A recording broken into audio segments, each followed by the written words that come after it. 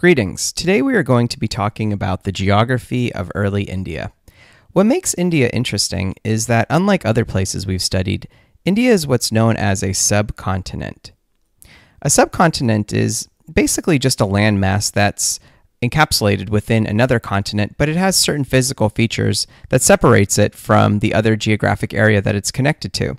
If you take a look at India, it kind of looks like a piece of a puzzle that was just stuck in the middle of Asia. And that's in fact what happened. You're probably familiar with the landmass of Pangaea. Pangaea is when all the continents that we know today were bunched together in a single landmass. Now, as Pangaea began to break apart before it became the 7 continents that we're familiar with, it was separated into 2 parts, Gondwana and Laurasia. Gondwana eventually is going to break off and become Africa, Madagascar, and India.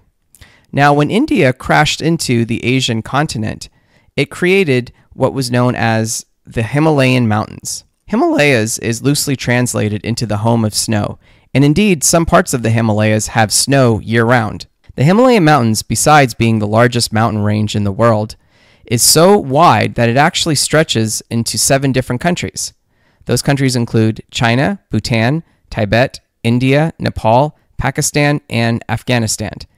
The highest mountain peak in the world in Nepal is known as Mount Everest, stretching almost 5 miles directly into the sky. So when the mountains of the Himalayas were formed, it created some geographic and weather pattern changes in India. Some of these changes included the shifting of rainfall and the blocking of certain rainfall, which created the Gobi Desert next to China.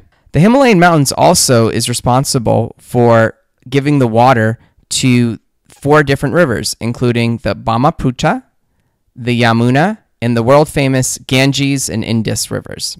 Now, if you take a look at India, you may notice that it sticks out into the Indian Ocean. Because of its geographic oddity of being able to do that, that's what creates different monsoon seasons, where they get very heavy rainfall during certain parts of the year, and it's very dry other parts of the year.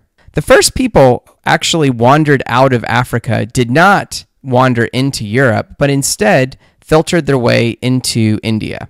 The 2 earliest cities that were created in India, and possibly 2 of the earliest cities ever founded, were the cities of Harappa and Mohenjo-Daro.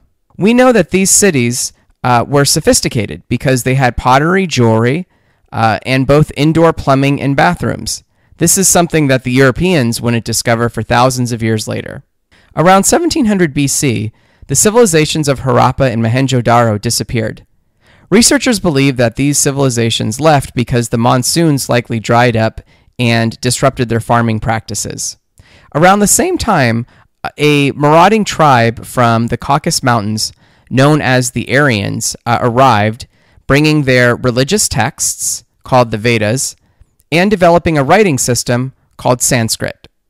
The writing system is going to give us the information for the foundings of both India's religion and their caste system. More on that next chapter.